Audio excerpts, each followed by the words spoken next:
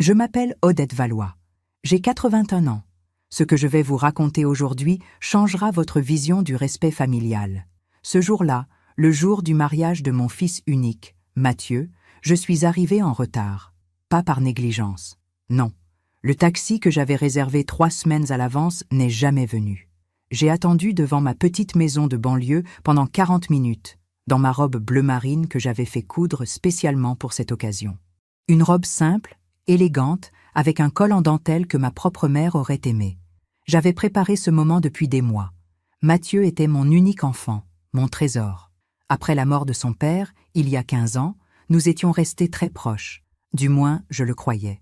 Il m'appelait chaque dimanche. Il venait déjeuner une fois par mois. Il disait qu'il m'aimait. Mais depuis qu'il avait rencontré Léa, quelque chose avait changé. Quelque chose de subtil, comme un parfum qui se dissipe lentement dans l'air. Léa, 32 ans, belle, ambitieuse, brillante, avocate dans un grand cabinet parisien. Elle portait toujours des talons qui claquaient sur le sol comme des jugements. Ses cheveux étaient toujours parfaits, ses ongles impeccables. Elle parlait fort, riait plus fort encore, et avait cette manière de regarder les gens comme si elle calculait leur valeur en euros et en utilité sociale. Dès notre première rencontre, j'ai senti sa froideur. Pas une hostilité ouverte, non. Plutôt une indifférence polie, comme on traite un meuble ancien dont on ne sait pas quoi faire. Elle m'appelait Odette, jamais belle-maman. Elle ne me posait jamais de questions sur ma vie. Quand je parlais, elle regardait son téléphone. Quand j'offrais un gâteau fait maison, elle souriait en disant qu'elle ne mangeait pas de sucre. Mais j'avais décidé de l'accepter. Pour Mathieu. Pour son bonheur. Après tout, qui étais-je pour juger? Une vieille femme seule dans une petite maison, avec ses souvenirs et son chat gris. Donc, ce samedi matin de juin, quand le taxi n'est pas venu, j'ai appelé Mathieu. Pas de réponse. J'ai appelé 3 fois. Rien. Il devait être occupé avec les derniers préparatifs. J'ai alors appelé un autre taxi. Celui-ci est arrivé 20 minutes plus tard. Le chauffeur était gentil. Il a conduit vite. Mais la cérémonie avait lieu à 60 kilomètres, dans un château que Léa avait loué. Un endroit magnifique, m'avait dit Mathieu. Un endroit digne d'elle. Quand je suis enfin arrivée, la cérémonie était terminée. Les invités étaient déjà dans la grande salle de réception. J'ai entendu la musique, les rires, les verres qui tintent. Mon cœur battait fort. J'avais raté le moment où mon fils avait dit oui. J'avais raté ses larmes, son sourire, ce moment sacré entre une mère et son enfant. J'ai traversé le grand hall d'entrée. Mes chaussures résonnaient sur le marbre froid. J'avais mon petit sac à main bleu marine dans une main et dans l'autre, le cadeau que j'avais préparé avec soin, une boîte en bois contenant les alliances de mes propres parents, restaurées et gravées avec les noms de Mathieu et Léa. Un héritage familial, un symbole de continuité. Je me suis approchée de la porte de la salle de réception. Elle était légèrement entr'ouverte, et c'est là que je l'ai entendue. La voix de Léa, claire, forte, triomphante. Elle était debout, un verre de champagne à la main, entourée de ses amis élégants et parfumés. « Levons nos verres », disait-elle en riant. La vieille ridicule n'est pas venue. Dieu merci, vous imaginez? Avec sa petite robe démodée et son accent de province, elle aurait gâché toutes mes photos. Les rires ont fusé, des rires complices, des rires qui m'ont traversé comme des lames de glace. J'ai regardé autour d'elle. Mathieu était là, mon fils, mon petit garçon. Il ne riait pas, mais il ne disait rien non plus. Il regardait ailleurs, le visage fermé, tenant son propre verre comme s'il voulait disparaître dedans. Quelque chose s'est brisé en moi à cet instant. Pas de la colère, pas encore. Plutôt une clarté soudaine, une compréhension profonde de ce que j'étais devenue pour eux. Un embarras, un poids, une relique du passé qu'on tolère par obligation. Je n'ai pas pleuré, je n'ai pas crié, j'ai simplement souri. Un sourire que personne n'a vu parce que j'étais encore dans le hall, caché par l'ombre de la grande porte. Un sourire calme, presque serein. Je suis reparti sans bruit. J'ai laissé le cadeau sur une petite table près de l'entrée. Je suis remonté dans le taxi qui m'attendait dehors. Le chauffeur m'a demandé si tout allait bien. J'ai dit oui, tout allait très bien. Pendant le trajet de retour, j'ai regardé défiler les champs, les arbres, le ciel d'été. Et j'ai pensé à quelque chose que ma propre mère me disait toujours. Odette, la vraie force n'est pas dans les cris. Elle est dans le silence qui suit l'injustice. Le lendemain matin, dimanche, J'ai pris mon téléphone. J'ai composé un numéro, puis un autre, puis un troisième. Des numéros que je n'avais pas utilisés depuis longtemps. Des numéros importants. Et 2 jours plus tard, les valises de Léa étaient dans la rue. Elle pleurait, elle criait, elle suppliait, mais je souris encore. Pour comprendre ce qui s'est passé ce jour-là, il faut que je vous ramène en arrière. Bien en arrière. À l'époque où ma vie était pleine de lumière et de promesses. J'ai rencontré Henri Valois en 1964. J'avais 21 ans. Lui en avait 26. C'était au bal du 14 juillet dans notre petit village près de Lyon. Il portait une chemise blanche dont il avait roulé les manches. Ses cheveux noirs brillaient sous les guirlandes lumineuses. Quand il m'a invité à danser, ses mains étaient chaudes et assurées. Il sentait le savon et le tabac blond. Nous nous sommes mariés l'année suivante. Une cérémonie simple à l'église du village. Ma robe, ma mère l'avait cousue pendant 3 mois. De la dentelle blanche, délicate comme de la neige. Henri m'a regardé remonter l'allée avec des larmes dans les yeux. « Tu es belle comme un matin de printemps », m'a-t-il murmuré à l'hôtel. Nous avons acheté notre première maison 2 ans plus tard. Une petite maison en pierre avec un jardin. Rien d'extraordinaire. Mais pour nous, c'était le paradis. Henri travaillait comme contremaître dans une usine de textile. Moi, j'étais institutrice à l'école primaire du village. Nous gagnions peu, mais nous avions tout. Le matin, je me levais la première. Je préparais le café dans la vieille cafetière en aluminium qui faisait ce bruit caractéristique, ce gargouillis réconfortant. L'odeur se répandait dans toute la maison. Henri descendait quelques minutes plus tard, encore ensommeillé, et m'embrassait dans le cou. « Bonjour, ma belle », disait-il toujours les mêmes mots. Et ces mots me suffisaient. Nous rêvions d'une famille, d'enfants qui couraient dans le jardin, de rires qui rempliraient les pièces vides. Mais les années passaient et rien ne venait. Nous avons consulté des médecins. On nous a dit que c'était difficile, mais pas impossible. Il fallait être patient, espérer. Et puis, un matin de novembre 1973, j'ai senti quelque chose de différent. Une fatigue étrange, une sensation nouvelle dans mon ventre. J'ai fait le test. 2 lignes roses. Je suis restée assise sur le bord de la baignoire pendant 20 minutes à regarder ce petit morceau de plastique comme s'il contenait tout l'univers. Quand Henri est rentré du travail ce soir-là, j'ai posé le test sur la table de la cuisine sans rien dire. Il l'a regardé, puis il m'a regardé. Et il a pleuré. Mon Henri, cet homme fort qui ne pleurait jamais, a pleuré comme un enfant dans mes bras. Mathieu est né en juin 1974. Un bébé parfait, des yeux noirs comme ceux de son père, des petits poings serrés qui agrippaient mon doigt avec une force surprenante. Quand l'infirmière me l'a posé sur la poitrine, j'ai compris le sens du mot « éternité ». C'était lui, c'était tout, plus rien d'autre n'existait.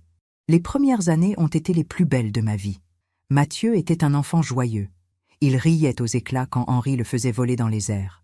Il adorait les histoires que je lui lisais le soir, blotti contre moi dans son petit lit en bois.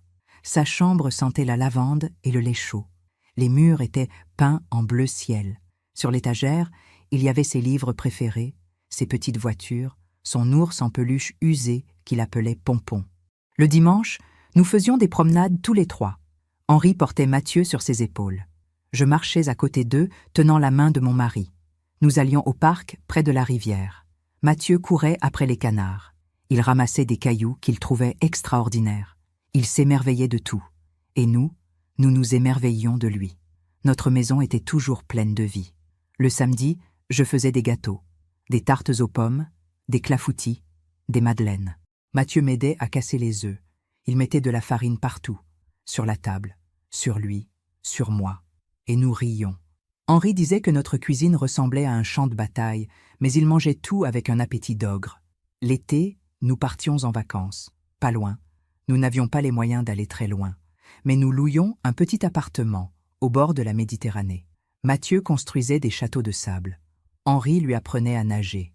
Je les regardais depuis la plage, sous mon grand chapeau de paille, et je me disais que le bonheur ressemblait exactement à ça. Les années ont passé. Mathieu a grandi. Il est devenu un adolescent intelligent, travailleur. Il réussissait bien à l'école. Il voulait devenir ingénieur. Henri était si fier. « Notre fils ira loin », disait-il souvent, et je le croyais. Puis, en 2009, Henri est tombé malade. Un cancer foudroyant. En 6 mois, il était parti. Je me souviens de son dernier jour. Il était dans notre lit, celui où nous avions dormi pendant plus de 40 ans. Il tenait ma main. Sa peau était froide, presque translucide. Il a regardé Mathieu, qui était assis de l'autre côté du lit, et lui a dit « Prends soin de ta mère. Elle est tout ce qui nous reste de beau dans ce monde. » Mathieu a promis. Il a pleuré. Nous avons tous pleuré. Après la mort d'Henri, la maison est devenue silencieuse, trop silencieuse. Mais Mathieu tenait sa promesse. Il venait me voir. Il m'aidait avec les réparations. Il m'accompagnait faire les courses. Il était là. Et moi, je me disais que j'avais eu de la chance. Une vie belle. Un mari aimant. Un fils attentionné. Que pouvais-je demander de plus? C'était avant Léa. Avant que tout change. Avant que je découvre que les promesses, parfois, se dissolvent comme du sucre dans l'eau froide. Mathieu a rencontré Léa en 2022. Il avait 48 ans. Elle en avait 30. Ils se sont connus lors d'un colloque professionnel à Paris. Lui était ingénieur en chef dans une entreprise de construction. Elle, avocate spécialisée en droit immobilier. Une rencontre professionnelle qui est devenue personnelle. Au début, j'étais heureuse pour lui. Après son divorce difficile 5 ans plus tôt, Mathieu était resté seul. Il se consacrait à son travail, à ses rares amis et à moi. Mais je savais qu'il avait besoin d'amour, de compagnie, de quelqu'un qui partagerait sa vie. Quand il m'a parlé d'elle pour la première fois, ses yeux brillaient. « Maman, j'ai rencontré quelqu'un d'exceptionnel », m'a-t-il dit au téléphone. Sa voix était jeune, presque adolescente. Elle est brillante, indépendante, elle me comprend. J'ai souri. J'étais sincèrement contente. « Quand est-ce que je la rencontre ?» ai-je demandé. Il y a eu un silence, un tout petit silence, à peine 2 secondes. Mais j'ai senti quelque chose. Quelque chose d'imperceptible, comme une ombre qui passe derrière une fenêtre. « Bientôt, maman, bientôt. » Mais bientôt a pris 3 mois. 3 longs mois pendant lesquels Mathieu trouvait toujours une excuse. Elle voyageait beaucoup pour son travail. Elle avait des dossiers urgents. Elle était fatiguée. Il voulait attendre le bon moment. Le bon moment est finalement arrivé un dimanche de mars. Mathieu m'a invité à déjeuner dans un restaurant chic du centre-ville. Pas chez lui. Pas chez moi. Un terrain neutre. J'ai mis ma plus belle robe. J'ai pris soin de mes cheveux. J'ai choisi un petit foulard en soie que Henri m'avait offert il y a des années. Je voulais faire bonne impression. Je voulais que cette jeune femme comprenne que j'étais une mère digne, éduquée, capable de s'intégrer dans leur nouvelle vie. Quand je suis arrivée au restaurant, ils étaient déjà là, assis à une table près de la fenêtre. Léa portait un tailleur noir impeccable. Ses cheveux châtains étaient tirés en un chignon serré. Elle avait des boucles d'oreilles en or qui captèrent la lumière. Quand elle m'a vue approcher, elle s'est levée avec un sourire professionnel. Pas chaleureux, professionnel. « Odette » a-t-elle dit en me tendant la main. Pas de bise, une poignée de main ferme, brève. « Enchantée » ai-je répondu. Mathieu m'a embrassée sur la joue. « Maman, je suis content que tu sois là. » Le déjeuner a été étrange. Léa parlait beaucoup de son travail, de ses succès, de ses voyages, de ses amis influents. Elle utilisait des mots compliqués, des termes juridiques que je ne comprenais pas toujours. Quand je posais une question, elle répondait avec une politesse glaciale, puis revenait immédiatement à ses propres histoires. À un moment, j'ai parlé de mon ancienne carrière d'institutrice. J'ai raconté une anecdote amusante sur un de mes élèves. Léa a souri vaguement, puis a regardé son téléphone. Mathieu, lui, a ri. Mais son rire était nerveux. Forcé.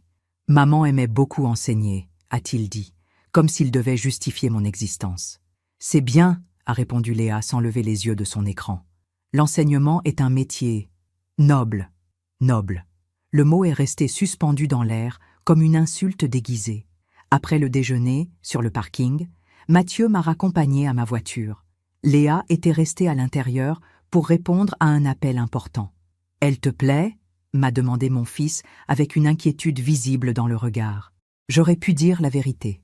J'aurais pu lui dire que je sentais quelque chose de faux chez cette femme, que son sourire ne montait pas jusqu'à ses yeux, que sa politesse ressemblait à du mépris enrobé de sucre. Mais je ne l'ai pas fait. J'ai regardé mon fils, cet homme de 48 ans qui avait encore besoin de mon approbation, et j'ai menti. Elle est charmante, mon chéri. Si elle te rend heureux, alors je suis heureuse. Il a souri. Un vrai sourire cette fois. Il m'a serré dans ses bras. « Merci, maman. Ça compte beaucoup pour moi. Les semaines suivantes, j'ai remarqué des changements subtils. Mathieu m'appelait moins souvent. Nos déjeuners dominicaux sont devenus bimensuels, puis mensuels. Quand je l'invitais, il refusait gentiment. « Léa et moi avons des projets », disait-il. Ou « Léa organise un dîner avec ses collègues ». Ou encore « Léa préfère qu'on reste entre nous ce week-end ». Léa, toujours Léa. Un jour, en juin, je suis passée chez lui sans prévenir. C'était son anniversaire. J'avais préparé son gâteau préféré, un fondant au chocolat comme je lui faisais quand il était petit. J'ai sonné à la porte. Personne. J'ai attendu quelques minutes, puis j'ai appelé son portable. « Maman ?» Il semblait surpris, presque contrarié. « Mon chéri, c'est ton anniversaire. Je t'ai apporté un gâteau. » Un silence, puis « Maman, je t'avais dit que Léa organisait quelque chose ce soir. On part dans 1 heure pour un restaurant. » « Tu ne me l'as pas dit, Mathieu. »« Si, je te l'ai dit, tu as dû oublier. » Je n'avais rien oublié, mais je n'ai pas insisté. « D'accord, je vais le laisser devant ta porte alors. »« Non, maman, on ne sera pas là de la soirée. Ramène-le chez toi. On passera le prendre une autre fois. » Il n'est jamais venu le chercher. Une autre fois, j'ai proposé de garder leur futur appartement pendant leurs vacances. Ils partaient 2 semaines en Grèce. Je voulais arroser les plantes, relever le courrier, m'assurer que tout allait bien. Mathieu a accepté avec enthousiasme. Léa, moins. « C'est gentil, Odette, mais nous avons déjà un service pour ça, » a-t-elle dit d'un ton qui ne laissait aucune place à la discussion. Petit à petit, je sentais qu'on me repoussait. Pas brutalement. Non, c'était subtil, comme une porte qui se ferme millimètre par millimètre, sans bruit, jusqu'à ce qu'elle soit complètement close. Et Mathieu ne voyait rien. Ou peut-être ne voulait-il rien voir. Quand ils ont annoncé leur fiançailles, j'ai pleuré. De joie, pensait Mathieu. Mais en vérité, je pleurais parce que je savais. Je savais que je venais de perdre mon fils. D'où m'écoutez-vous ? Je me suis dit que c'était normal, que toutes les belles-mères passaient par là, que je devais simplement m'adapter, être plus discrète, moins présente. Après tout, Léa était jeune, moderne, indépendante. Elle n'avait peut-être pas eu de bonnes relations avec sa propre mère. Peut-être que le concept même de belle famille lui était étranger. Je me suis mise à chercher des excuses pour elle. C'était plus facile que d'affronter la vérité. Quand elle oubliait de me remercier pour un cadeau, je me disais qu'elle était débordée de travail. Quand elle coupait court à nos conversations téléphoniques, je me disais qu'elle avait des dossiers urgents. Quand elle refusait mes invitations à dîner, je me disais qu'elle préférait cuisiner elle-même, que c'était son territoire, sa manière de prendre soin de Mathieu. J'ai commencé à modifier mon comportement, à marcher sur des œufs, à peser chaque mot, chaque geste, chaque invitation. Je ne voulais pas être cette belle-mère envahissante dont tout le monde se plaint. Je ne voulais pas être un fardeau. Alors j'ai espacé mes appels. J'attendais que Mathieu m'appelle en premier. Parfois, j'attendais 1 semaine entière, 2 semaines. Mon téléphone restait silencieux sur la table de la cuisine. Je le regardais comme on regarde une promesse brisée.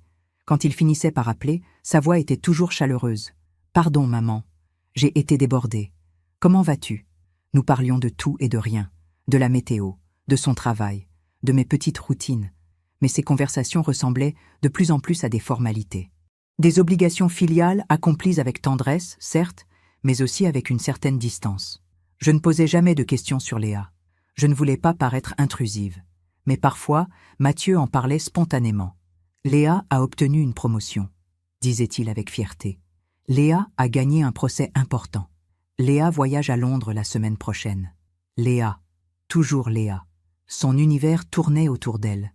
Et moi, j'étais devenue une étoile lointaine, visible, mais froide, présente, mais sans importance. Un soir d'automne, j'ai décidé de faire un effort supplémentaire. J'ai invité Mathieu et Léa pour le dîner d'anniversaire de mon défunt mari, une tradition que nous avions toujours respectée. Chaque année, le 15 novembre, je préparais le plat préféré d'Henri, un bœuf bourguignon mijoté pendant des heures avec des pommes de terre fondantes et des carottes confites. Mathieu venait toujours. Nous mangions en silence, en regardant les photos. Nous parlions de Henri. Nous pleurions un peu. Nous rions aussi. C'était notre manière de le garder vivant. J'ai appelé Mathieu 3 semaines à l'avance. « Mon chéri, le 15 novembre, tu te souviens ?»« Bien sûr, maman. Le dîner pour papa. J'aimerais que tu viennes. Et Léa aussi, bien sûr. Elle fait partie de la famille maintenant. » Il y a eu une hésitation. Je vais lui demander. Elle a peut-être des obligations. 3 jours plus tard, il m'a rappelé. Maman, Léa dit qu'elle ne se sent pas très à l'aise avec ce genre de rituel. Elle trouve ça un peu morbide. Mais je viendrai seule, ne t'inquiète pas. Morbide. Elle trouvait notre deuil morbide. J'ai avalé ma salive. J'ai serré le combiné plus fort. D'accord, mon chéri, ce n'est pas grave. Viens quand tu peux. Mais au fond de moi, quelque chose s'est tordu. Une petite voix que j'essayais de faire taire depuis des mois a commencé à murmurer plus fort. Elle ne te respecte pas. Elle ne t'a jamais respecté. Non, je devais être juste. Peut-être que Léa avait raison. Peut-être que nos traditions étaient dépassées. Peut-être que je devais évoluer, m'adapter au monde moderne où on ne s'attarde pas sur les morts, où on regarde vers l'avenir, pas vers le passé. Le 15 novembre, Mathieu est venu seul. Il était distrait. Il a mangé vite. Il regardait souvent son téléphone. À un moment, il a reçu un message et a souri. « Léa me demande si tout va bien », a-t-il dit. J'ai hoché la tête. C'est gentil de sa part. Après le dîner, il est parti rapidement. « Désolé, maman. Léa m'attend. On a des amis qui viennent dîner à la maison. » Des amis. Ils avaient des amis qui venaient dîner pendant que moi, je restais seule avec mes souvenirs et mon bœuf bourguignon à peine touché. Cette nuit-là, j'ai pleuré pour la première fois depuis longtemps. J'ai pleuré dans ma chambre vide, dans mon lit trop grand, avec le portrait d'Henri sur la table de nuit. « Qu'est-ce que j'ai fait de mal ?» lui ai-je demandé. « Pourquoi notre fils s'éloigne-t-il » Mais Henri ne répondait pas. Les morts ne répondent jamais. Les mois ont passé. L'annonce du mariage est arrivée en janvier. Un faire-part élégant, crème et doré. Une calligraphie parfaite. Léa Moreau et Mathieu Valois ont le plaisir de vous inviter à célébrer leur union. Mon nom n'apparaissait nulle part, ni celui du père de Léa. Personne. Comme si nous étions des détails insignifiants dans leur grande histoire d'amour. J'ai appelé Mathieu. Mon chéri, le faire-part est magnifique, n'est-ce pas? Léa a tout organisé. Elle a un goût incroyable. Je remarque que nos noms ne figurent pas dessus. Un silence. Maman, c'est le style moderne. On ne met plus les noms des parents. C'est démodé. Démodé. Comme moi, donc. Je comprends, ai-je dit doucement. Mais je ne comprenais pas. Je ne comprenais rien du tout. Dans les semaines qui ont suivi, j'ai essayé de participer aux préparatifs. J'ai proposé mon aide pour les fleurs, pour la décoration, pour n'importe quoi. Léa répondait toujours la même chose. C'est gentil, Odette, mais j'ai déjà tout organisé avec ma wedding planner. Sa wedding planner, bien sûr. J'ai proposé d'offrir ma robe de mariée, celle que ma mère avait cousue. Une robe vintage, en dentelle délicate, qui aurait pu être magnifique avec quelques retouches modernes. Léa a ri.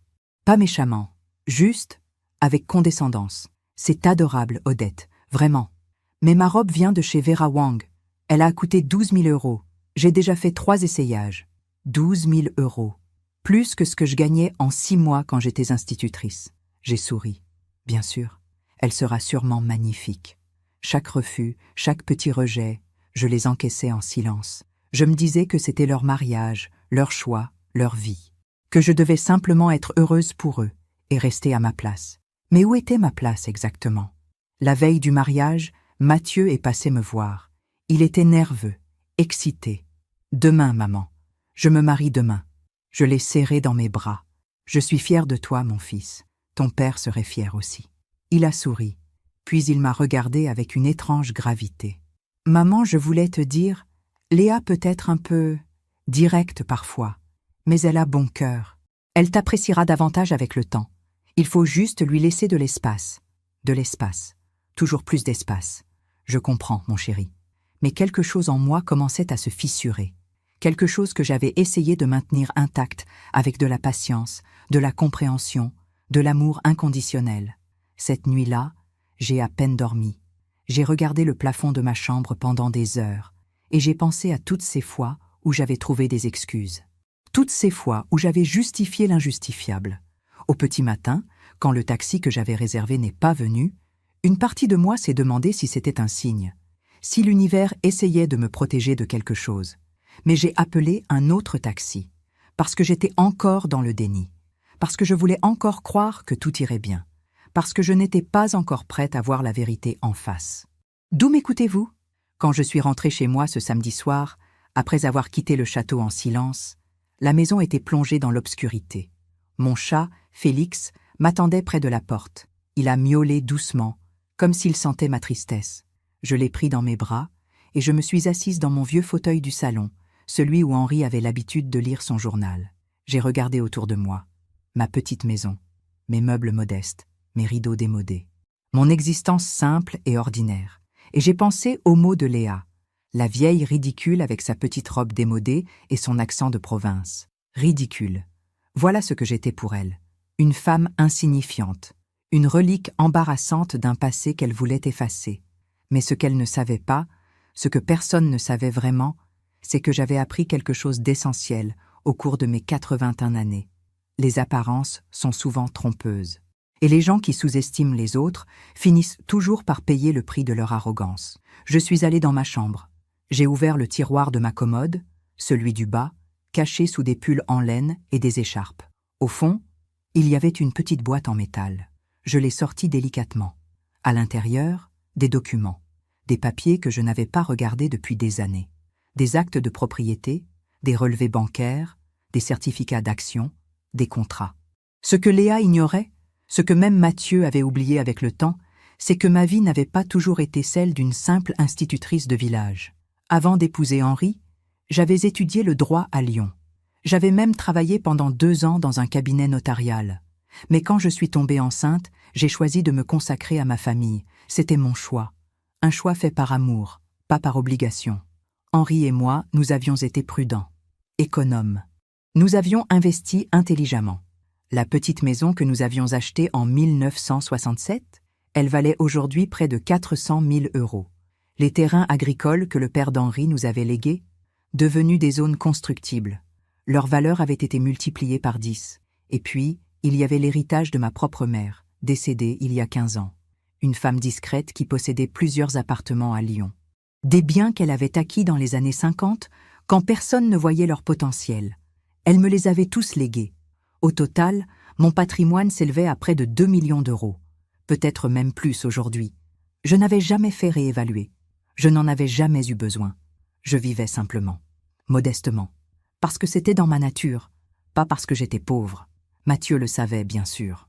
Je lui avais expliqué il y a des années que sa vie serait confortable après ma mort, que je prenais soin de tout, que mon notaire, Maître Beaumont, gérait mes affaires avec rigueur.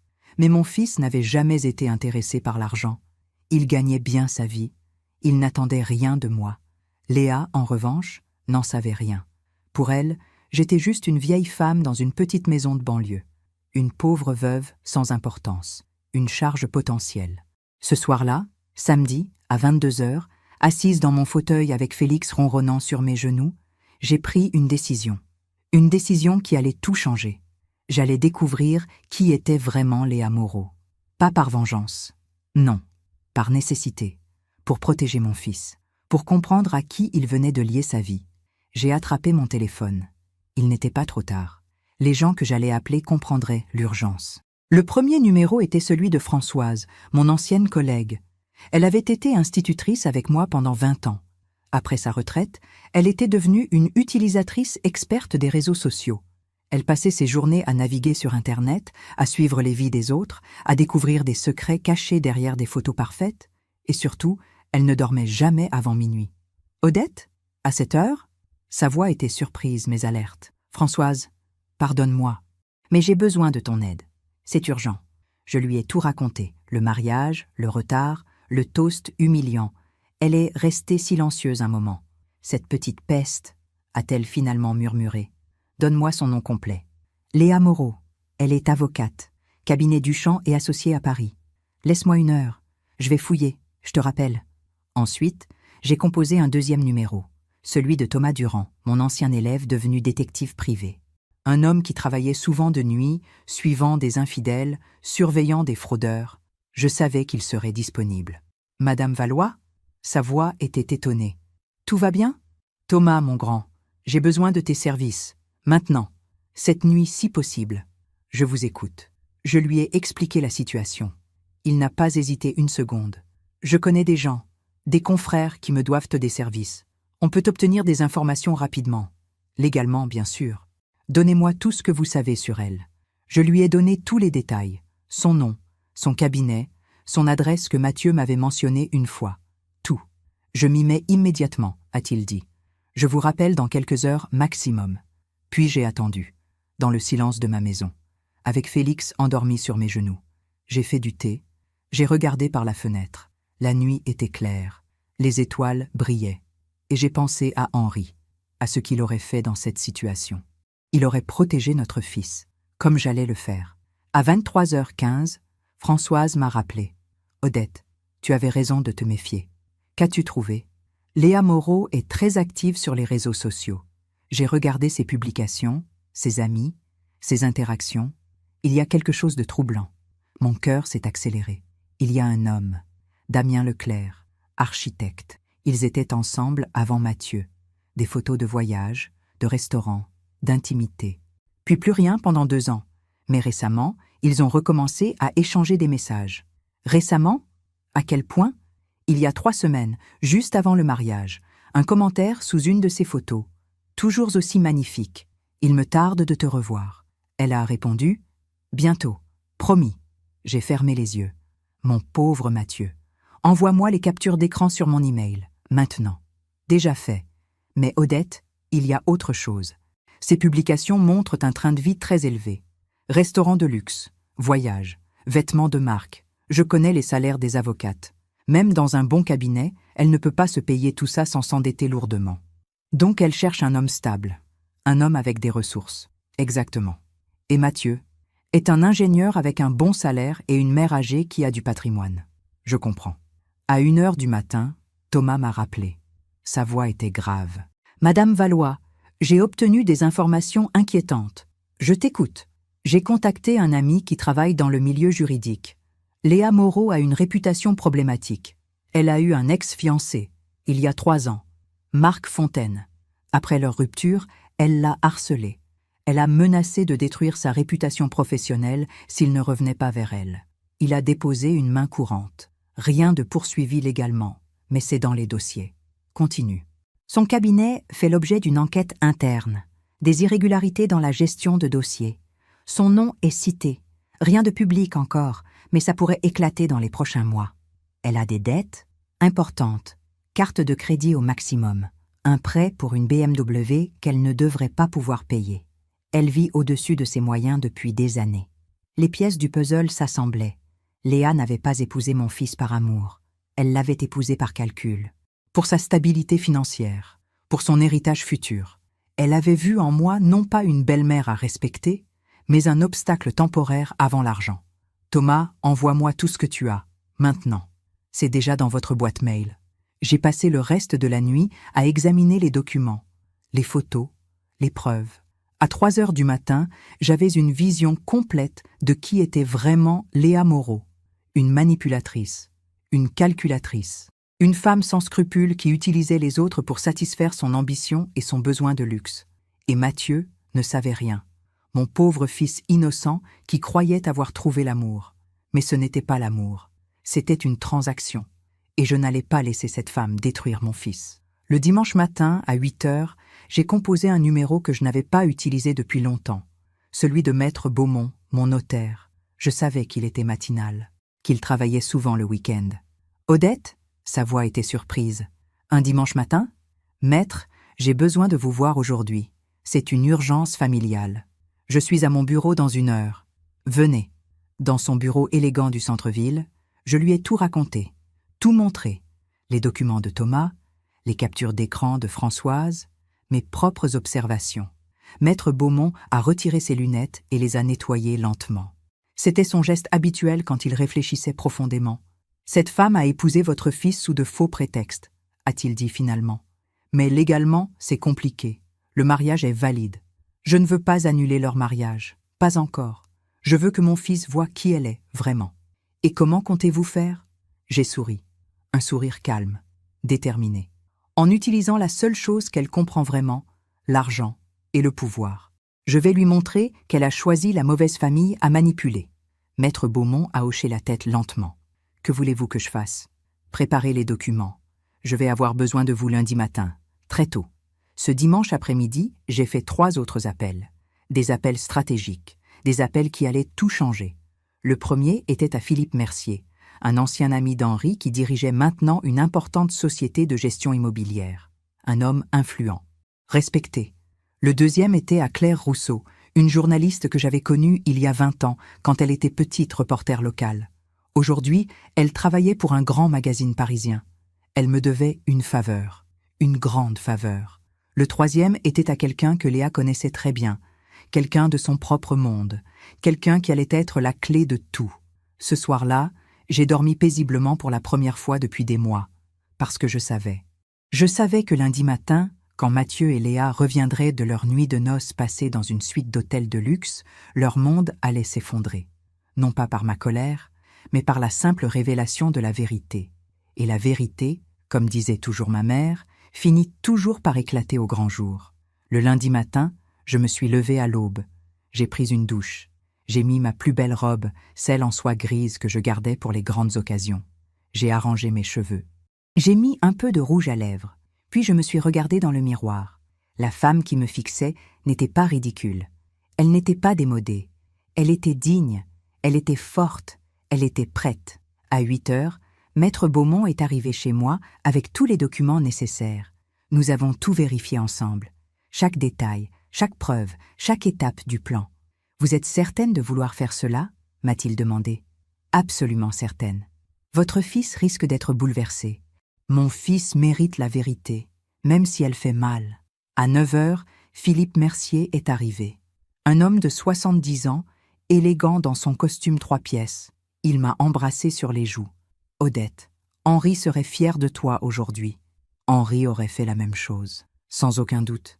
À 9h30, nous étions tous dans ma petite maison. Maître Beaumont, Philippe Mercier, Françoise avec son ordinateur portable rempli de preuves. Et moi, nous attendions. J'avais appelé Mathieu tôt ce matin. Il avait décroché d'une voix ensommeillée. « Maman, il est 7 heures. »« Je sais, mon chéri. Pardonne-moi. Mais j'ai besoin que tu viennes me voir ce matin. C'est important, très important. »« Maintenant ? Mais Léa et moi ? » ?»« Avec Léa. Venez tous les deux. S'il te plaît. C'est au sujet de ton héritage. » Le mot magique, héritage. Je savais que cela piquerait la curiosité de Léa. « D'accord, maman. On arrive vers 10 heures. » À 10 heures précises, j'ai entendu la voiture de Mathieu se garer devant chez moi. Puis des pas, puis la sonnette. J'ai ouvert la porte. Mon fils était là, avec sa nouvelle épouse. Mathieu portait un jean et un pull. Il avait l'air fatigué, mais heureux. Léa, elle, était impeccable. Pantalon blanc, chemisier en soie, sac à main de luxe, ses cheveux parfaitement coiffés. Mais quand elle m'a vu, son sourire s'est figé. « Odette » a-t-elle dit froidement. « Léa, Mathieu, entrez. » Quand ils sont entrés dans mon salon et ont vu les autres personnes présentes, l'expression de Léa a changé. Ses yeux se sont rétrécis. Son corps s'est tendu. « Qu'est-ce que c'est que ça ?» a-t-elle demandé sèchement. Mathieu regardait autour de lui, confus. « Maman, que se passe-t-il ? Assieds-toi, mon chéri. Toi aussi, Léa. Je préfère rester debout, » a répliqué Léa, les bras croisés. J'ai pris une grande inspiration. C'était le moment de vérité. Samedi, je suis arrivée en retard à votre mariage. Mon taxi ne s'est pas présenté. Quand je suis enfin arrivée, la cérémonie était terminée. J'allais entrer dans la salle de réception quand je t'ai entendue, Léa. Le visage de Léa est devenu pâle. Mathieu me regardait sans comprendre. « Entendu quoi ? Ton épouse a porté un toast pour célébrer mon absence. Elle a dit, et je cite, « La vieille ridicule n'est pas venue. Dieu merci. » Vous imaginez ? Avec sa petite robe démodée et son accent de province. Elle aurait gâché toutes mes photos. Le silence qui a suivi était épais, lourd. Mathieu s'est tourné vers Léa, les yeux écarquillés. « Léa, c'est vrai ?» Léa a ri. Un rire nerveux, forcé. C'était une plaisanterie, Mathieu. Une simple plaisanterie entre amis. Elle est tellement susceptible. Une plaisanterie ? Ma voix était calme, dangereusement calme. Tu as ri de moi devant tous tes invités. Tu m'as humilié publiquement. Et mon fils, ton mari, était là. Il ne t'a pas arrêté. Mathieu est devenu rouge. Maman, je n'ai pas entendu. Il y avait beaucoup de bruit, de musique. Tu as entendu, Mathieu. Tu as choisi de ne rien dire. Mon fils a baissé les yeux. La honte était visible sur son visage. Léa, elle, a repris contenance. Elle a redressé les épaules. Écoutez, Odette, je suis désolée si vous avez mal pris cette plaisanterie. Mais franchement, vous en faites toute une histoire. C'est votre génération. Toujours susceptible, toujours dramatique. Ma génération, ai-je répété doucement? Oui, ma génération.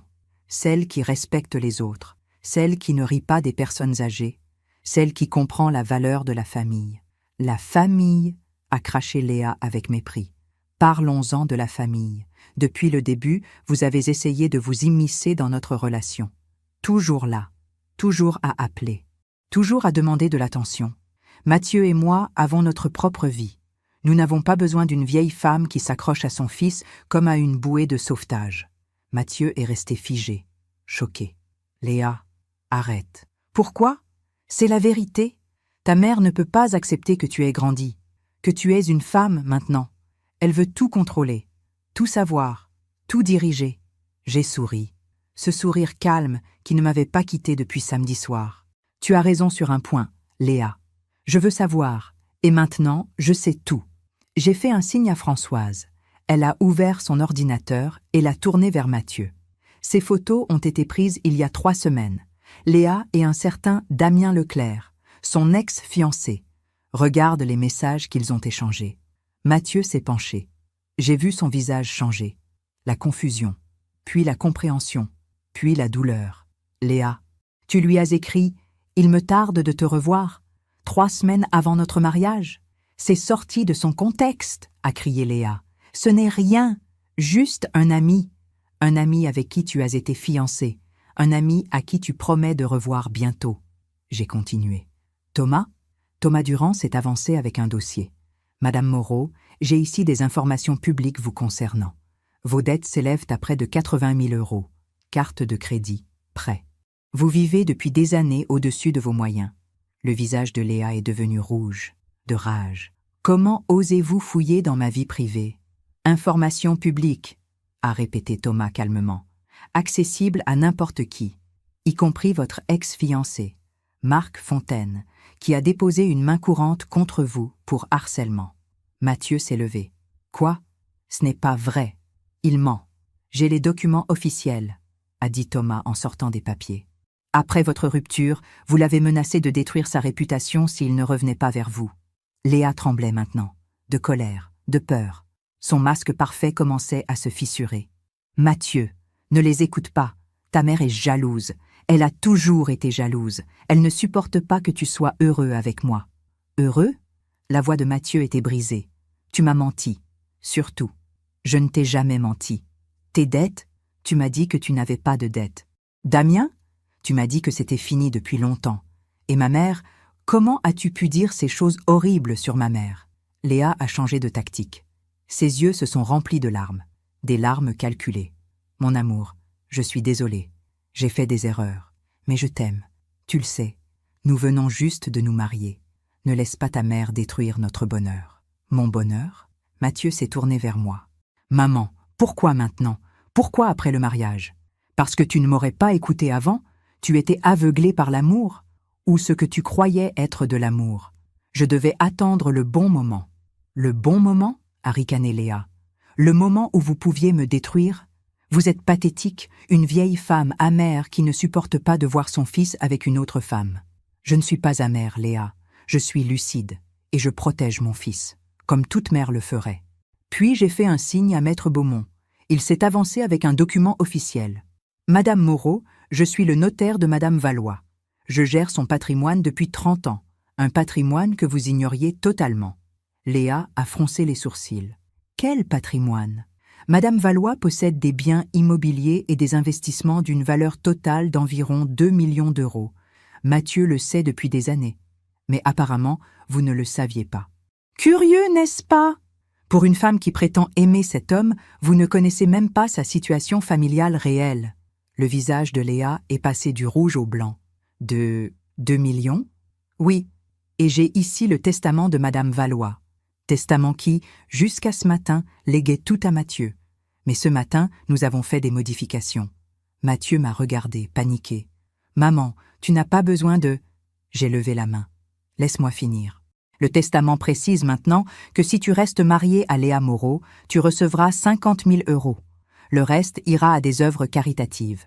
Si, en revanche, tu te sépares d'elle dans les 6 prochains mois, tu hérites de tout. Le silence était assourdissant. Léa est devenue folle. Vous ne pouvez pas faire ça. C'est du chantage. Ce n'est pas du chantage, c'est mon argent, mon choix, ma protection pour mon fils. Elle s'est tournée vers Mathieu. Tu vas la laisser nous contrôler comme ça? Nous manipuler? Mais Mathieu ne la regardait plus. Il me regardait. Et dans ses yeux, j'ai vu quelque chose que je n'avais pas vu depuis longtemps. De la clarté. Maman, a-t-il dit doucement. Tu savais? Depuis le début? Non, mon chéri. J'espérais me tromper. J'espérais qu'elle t'aimait vraiment. Mais samedi, quand je l'ai entendu rire de moi, j'ai compris. Et j'ai vérifié. Et tout ce que je craignais était vrai. Léa a attrapé son sac. Je n'ai pas à supporter ça. Mathieu, tu viens ou tu restes avec ta mère? Mon fils l'a regardé. Vraiment regardé. Peut-être pour la première fois. Va-t'en, Léa. Quoi? Sors de chez ma mère. Maintenant. Tu es sérieux? Après tout ce qu'on a vécu? Tout ce qu'on a vécu était un mensonge. Ma mère a raison. Tu ne m'aimes pas. Tu n'as jamais aimé ma mère. Tu aimais l'idée de la stabilité, de l'argent, du confort. Les larmes de Léa sont devenues réelles cette fois. De vraies larmes. De rage. De désespoir. De défaite. Tu le regretteras, a-t-elle sifflé. Vous le regretterez tous. Et elle est partie en claquant la porte. Dans le silence qui a suivi, Mathieu s'est effondré sur le canapé. Il a mis sa tête dans ses mains. Comment ai-je pu être aussi aveugle? Je me suis assise à côté de lui. J'ai posé ma main sur son épaule. L'amour rend aveugle, mon chéri. Ce n'est pas ta faute. Si, c'est ma faute. J'aurais dû te défendre samedi. J'aurais dû voir qui elle était vraiment. Tu vois maintenant. C'est tout ce qui compte. Il m'a regardé avec des yeux remplis de larmes. Pardon, maman. Pardon pour tout. Je l'ai serré dans mes bras. Mon fils. Mon petit garçon devenu homme. Mon trésor. Tu n'as pas à t'excuser. Tu as juste à apprendre. Ce que nous ne savions pas, c'est que le pire restait à venir. Léa n'est pas rentrée chez eux ce soir-là, ni le lendemain. Mathieu m'a dit qu'elle était allée dormir chez une amie, qu'elle refusait de lui parler, qu'elle avait besoin de temps. Mais moi, je savais.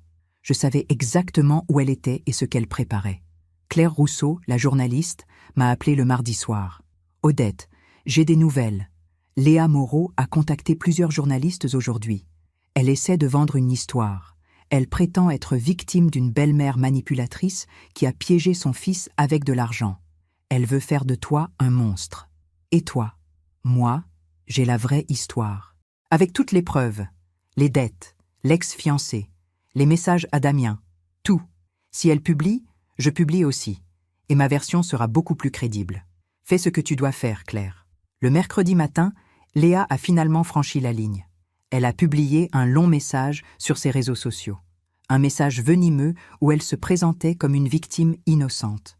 Elle m'accusait d'avoir détruit son mariage par jalousie, d'avoir manipulé Mathieu avec de l'argent, d'être une femme toxique et contrôlante. Les commentaires ont explosé. Certains la soutenaient, d'autres doutaient, mais le mal était fait. Mon nom était sali publiquement. Mathieu était effondré. « Maman, je suis tellement désolée. Je vais lui demander de retirer ce message. » Non, laisse-la faire. Elle vient de commettre sa dernière erreur. Parce que ce que Léa ne savait pas, c'est que Philippe Mercier, l'ami d'Henri, était membre du conseil d'administration du cabinet où elle travaillait. Et l'enquête interne sur ses irrégularités professionnelles venait justement d'aboutir. Le mercredi après-midi, Léa a été convoquée par son cabinet. 1 heure plus tard, elle était suspendue. Ses dossiers étaient retirés. Son nom sali. Et Claire Rousseau a publié son article. Un article factuel, documenté, implacable, avec toutes les preuves, les dettes, les mensonges, le harcèlement de son ex, les messages à Damien 3 semaines avant le mariage. L'article est devenu viral. Les commentaires sous la publication de Léa ont changé de ton. De sympathiques, ils sont devenus accusateurs, furieux, impitoyables. Le jeudi matin, Mathieu m'a appelé. Sa voix tremblait. « Maman, Léa vient de débarquer chez moi. Elle hurle, elle pleure. Elle dit que c'est de ta faute, que tu as détruit sa vie. Où es-tu? Je suis au travail. Je lui ai dit de partir, de prendre ses affaires, que c'était terminé. Tu as bien fait, mon chéri. 2 heures plus tard, j'ai reçu un appel de mon voisin, Monsieur Dupont. « Madame Valois, il y a une femme devant chez vous. Elle crie votre nom.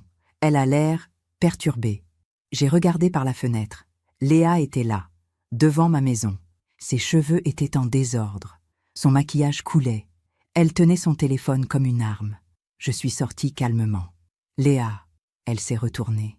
Ses yeux étaient rouges, gonflés de larmes. « Vous avez tout détruit. Mon mariage, mon travail, ma réputation. Tout. Non, Léa, tu as tout détruit toi-même, par ton arrogance, par tes mensonges, par ton mépris. Je vous déteste. Vous êtes un monstre. » Les voisins commençaient à sortir, à observer. Monsieur Dupont était sur son perron. « Tu m'as humilié publiquement samedi, » ai-je dit doucement. « Tu as ri de moi devant tous tes invités. Tu pensais que j'étais faible, insignifiante, que je n'avais aucun pouvoir. Vous n'êtes qu'une vieille femme pathétique. Peut-être, mais cette vieille femme pathétique vient de t'apprendre une leçon importante. Ne jamais sous-estimer quelqu'un, surtout pas une mère qui protège son enfant. » Léa a fondu en larmes, de vraies larmes cette fois, des larmes de défaite totale.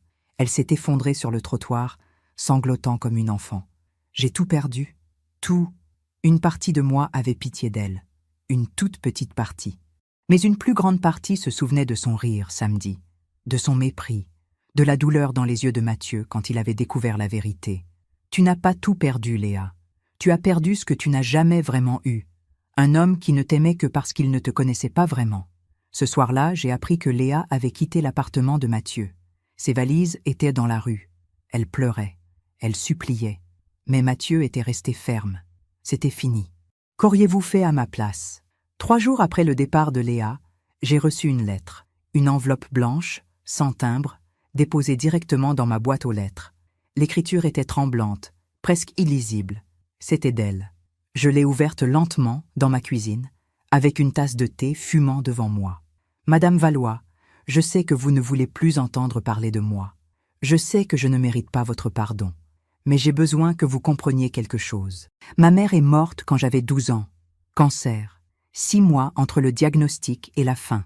Mon père s'est remarié 1 an plus tard avec une femme qui ne m'a jamais aimée. Elle me regardait comme vous me regardiez, avec méfiance, avec jugement. Elle disait à mon père que j'étais difficile, ingrate, manipulatrice. À 17 ans, elle m'a mise à la porte. Mon père n'a rien fait pour me retenir. J'ai dû me débrouiller seule. Université, travail, survie. J'ai appris à ne compter sur personne, à ne faire confiance à personne. Surtout pas aux mères qui prétendent t'aimer mais qui finissent par abandonner. Quand j'ai rencontré Mathieu, j'ai vu la relation qu'il avait avec vous, cette proximité, cette tendresse. Et j'ai eu peur. Peur que vous me rejetiez comme ma belle-mère l'avait fait. Peur de ne jamais être assez bien. Alors je vous ai repoussé avant que vous ne me repoussiez. Je ne vous demande pas de me pardonner. Je vous demande juste de comprendre que parfois, les gens blessés blessent les autres. Léa. J'ai replié la lettre lentement. Mes mains tremblaient légèrement. Félix est venu se frotter contre mes jambes, sentant mon trouble. J'ai pensé à cette petite fille de 12 ans qui avait perdu sa mère, à cette adolescente mise à la porte, à cette femme qui avait construit des murs si hauts autour de son cœur qu'elle ne savait plus comment les abaisser. Cela n'excusait rien. Ses mensonges, ses dettes, son mépris, mais cela expliquait quelque chose. La peur derrière l'arrogance, la douleur derrière la cruauté. Ce soir-là, j'ai parlé avec Mathieu. Il était assis dans mon salon, exactement à la place où son père s'asseyait autrefois. « Elle m'a écrit aussi », a-t-il dit. « Elle m'a raconté son enfance, sa belle-mère, sa solitude. Et qu'as-tu ressenti ? De la tristesse, de la compassion, mais aussi de la colère, parce que sa douleur ne justifie pas ce qu'elle t'a fait, ce qu'elle nous a fait. Tu as raison. Comprendre n'est pas pardonner, mais c'est important de comprendre. Tu lui pardonnes ? J'ai réfléchi longuement. Je ne pardonne pas ses actes, mais je comprends sa blessure. Et peut-être que dans quelques années, quand elle aura appris de ses erreurs, elle pourra devenir quelqu'un de meilleur. Mathieu a hoché la tête. Je vais demander le divorce. Maître Beaumont dit que c'est possible. Mariage de quelques jours. Preuve de tromperie émotionnelle avec Damien. Ce sera rapide. Et toi, comment vas-tu ? Mon fils a souri tristement. Blessé, humilié, mais aussi soulagé. Tu m'as sauvé, maman. Tu m'as sauvé d'une vie de mensonges. Je lui ai pris la main. C'est mon rôle. C'est ce que font les mères. Une semaine plus tard, j'ai fait quelque chose que personne n'attendait. J'ai appelé Léa. Sa voix était faible. « Madame Valois ?» J'ai reçu ta lettre. Un silence. Puis, « Je suis désolée. Pour tout. Je sais. Et je veux que tu saches quelque chose. Je ne te déteste pas, Léa.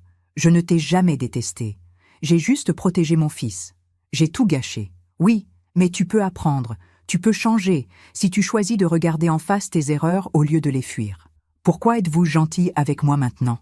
Parce que j'ai 81 ans et j'ai appris que la vengeance ne guérit rien. La justice, oui, mais pas la cruauté. Léa a pleuré au téléphone. Je ne mérite pas votre compassion. Personne ne mérite quoi que ce soit, Léa. Nous recevons tous plus ou moins que ce que nous méritons. C'est ça la vie. Après avoir raccroché, j'ai regardé par la fenêtre. Le jardin d'Henri avait besoin d'être entretenu. Les roses commençaient à fleurir. Le printemps arrivait. Et moi, j'avais fait ce que j'avais à faire. Protéger, révéler, mais aussi comprendre. Parce que c'est ça la sagesse. Savoir quand être forte et quand être humaine. 2 mois après le départ de Léa, la vie a pris un cours étrange. Pas celui que j'aurais imaginé. Pas celui qu'elle aurait imaginé non plus. Mathieu a demandé le divorce. La procédure était simple. Mariage de quelques jours, preuve de mensonges prémaritaux. Le juge a accepté l'annulation. Comme si ce mariage n'avait jamais existé. Comme si cette erreur pouvait simplement être effacée. Mais les cicatrices, elles, restaient. Mon fils est revenu me voir chaque dimanche, comme avant. Nous déjeunions ensemble. Nous parlions. Nous rions parfois. Il guérissait lentement. Il avait repris goût à la vie. Il avait même recommencé à sortir avec des amis qu'il avait négligés pendant sa relation avec Léa. « Je me sens libre, maman », m'a-t-il dit un jour, comme si j'avais échappé à quelque chose de terrible. Tu as échappé à quelque chose de terrible. Quant à Léa, la vie s'est chargée d'elle d'une manière que je n'aurais jamais pu orchestrer. Son cabinet l'a licenciée après l'enquête interne. Les irrégularités dans ses dossiers étaient trop graves. Elle a perdu son permis d'exercer temporairement. Sa réputation dans le milieu juridique était ruinée. Sa BMW a été saisie. Son appartement, celui qu'elle louait à crédit, a été repris par le propriétaire. Ses dettes l'ont rattrapé comme une marée qu'on ne peut pas arrêter. Mais ce qui s'est passé ensuite, personne ne l'attendait.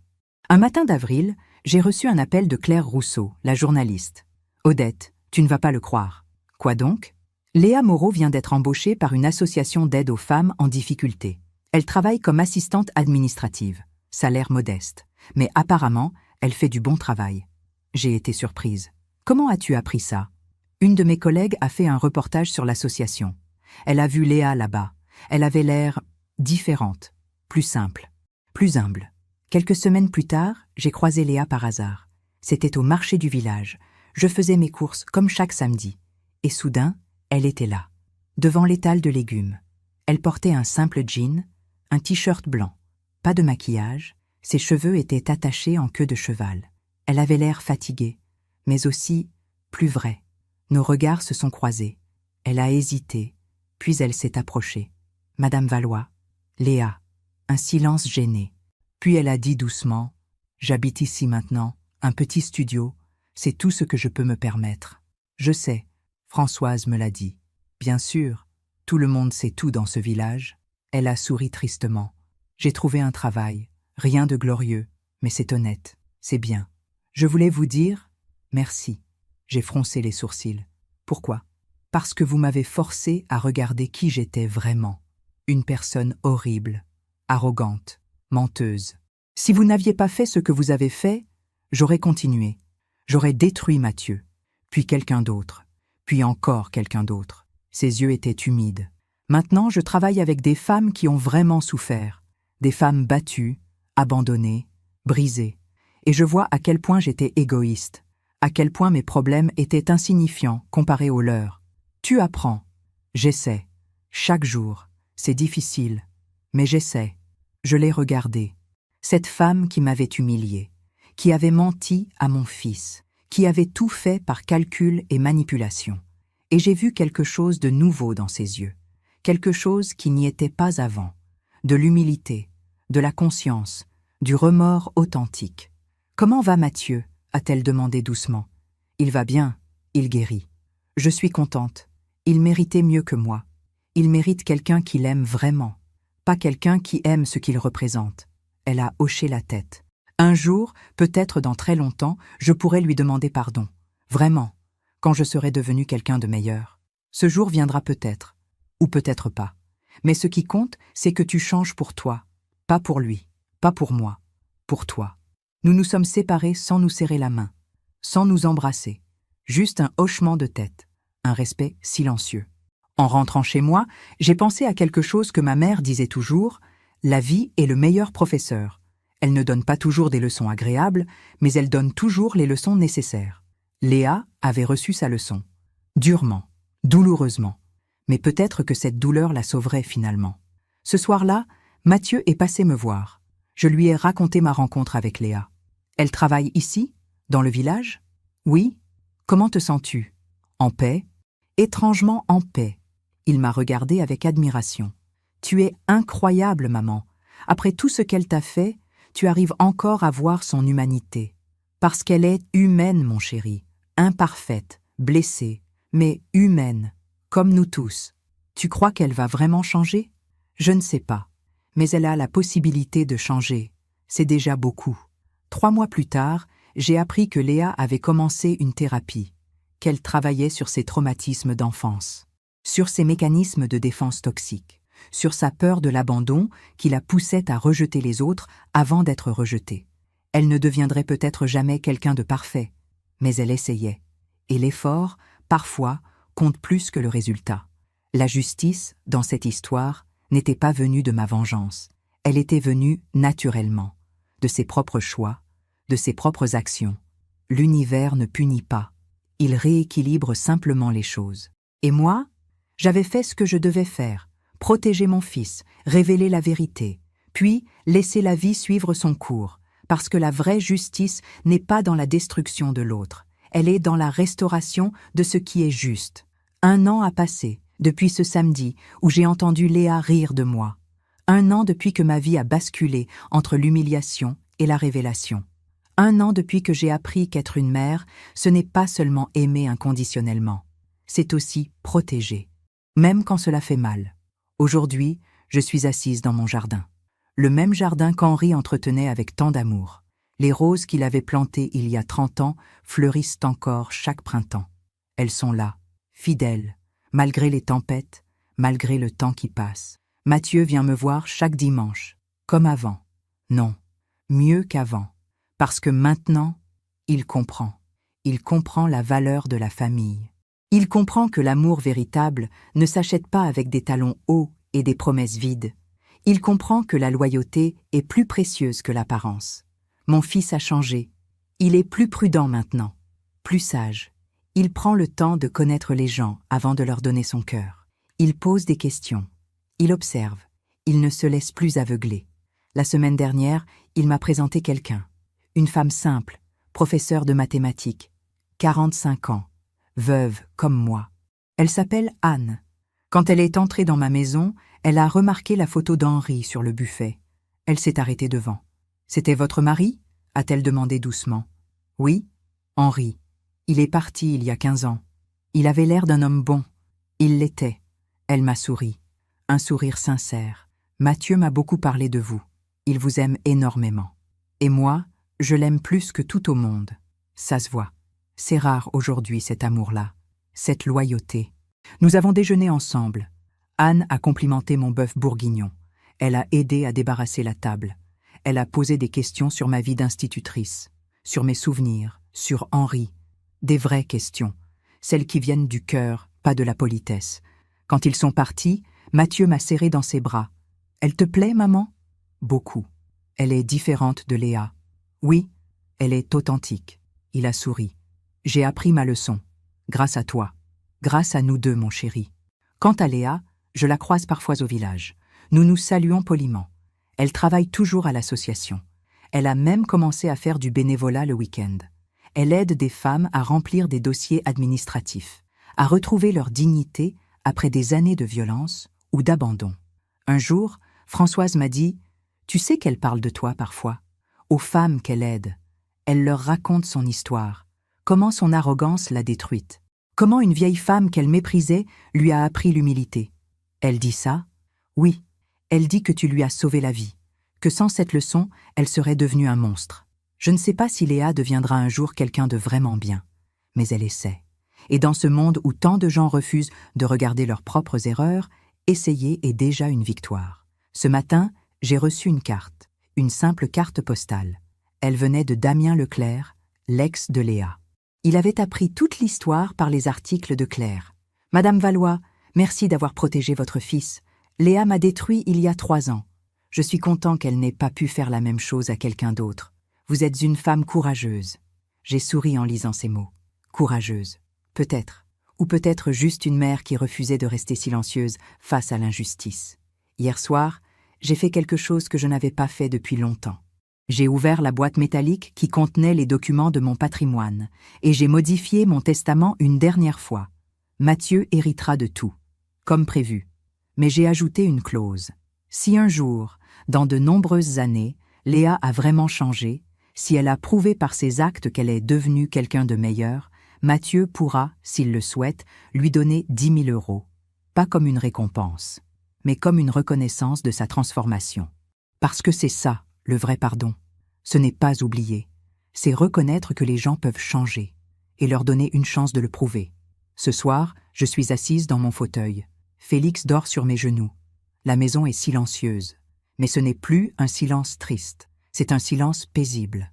Le silence de quelqu'un qui a accompli ce qu'il devait accomplir. Si je devais donner un conseil à toutes les mères qui m'écoutent, à toutes les femmes qui se demandent si elles ont le droit de protéger leurs enfants, même adultes, je dirais ceci. Aimer, ce n'est pas tout accepter. Aimer, c'est aussi dire non. C'est aussi poser des limites. C'est aussi regarder la vérité en face, même quand elle fait mal. Ne laissez personne vous faire croire que vous êtes envahissante parce que vous posez des questions, que vous êtes toxique parce que vous doutez, que vous êtes ridicule parce que vous n'êtes pas parfaite. Votre intuition a de la valeur, votre expérience a de la valeur, votre amour a de la valeur. Et si un jour quelqu'un rit de vous, souvenez-vous de ceci. Les gens qui rient des autres révèlent toujours plus sur eux-mêmes que sur ceux dont ils rient. Ce samedi-là, quand j'ai entendu Léa m'appeler « la vieille ridicule », j'aurais pu pleurer, j'aurais pu avoir honte, j'aurais pu me sentir petite et insignifiante. Mais au lieu de ça, j'ai souri, parce que je savais quelque chose qu'elle ignorait.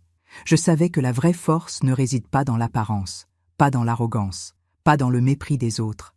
Elle réside dans la dignité silencieuse, dans la patience, dans la capacité de protéger ceux qu'on aime sans devenir cruel, dans la sagesse de savoir quand agir et quand laisser la vie faire son travail. J'ai 81 ans. Ma robe était peut-être démodée, mon accent est peut-être provincial. Ma maison est petite, mon existence est modeste, mais je sais qui je suis. Je sais ce que j'ai construit. Je sais que j'ai aimé profondément, que j'ai été aimé profondément, que j'ai protégé mon fils quand il en avait besoin. Et ça, personne ne peut me l'enlever. Si mon histoire peut aider ne serait-ce qu'une seule mère à ouvrir les yeux, à faire confiance à son instinct, à ne pas accepter l'inacceptable par peur de déplaire, alors tout cela en valait la peine. Parce qu'au bout du compte, nous ne sommes pas sur terre pour être aimés de tout le monde. Nous sommes là pour aimer les bonnes personnes, pour protéger ce qui est précieux, pour transmettre la sagesse que la vie nous a enseignée, même quand ces leçons ont été douloureuses. Je regarde par la fenêtre. Le soleil se couche sur mon jardin. Les roses d'Henri brillent dans la lumière dorée. Et je me sens en paix avec mes choix, en paix avec mes 81 années, en paix avec l'idée que j'ai fait de mon mieux, que j'ai aimé de mon mieux, que j'ai protégé de mon mieux. Et au final, c'est tout ce qu'on peut faire. Aimer, protéger, puis laisser partir. Partager cette histoire avec quelqu'un qui a besoin d'espoir.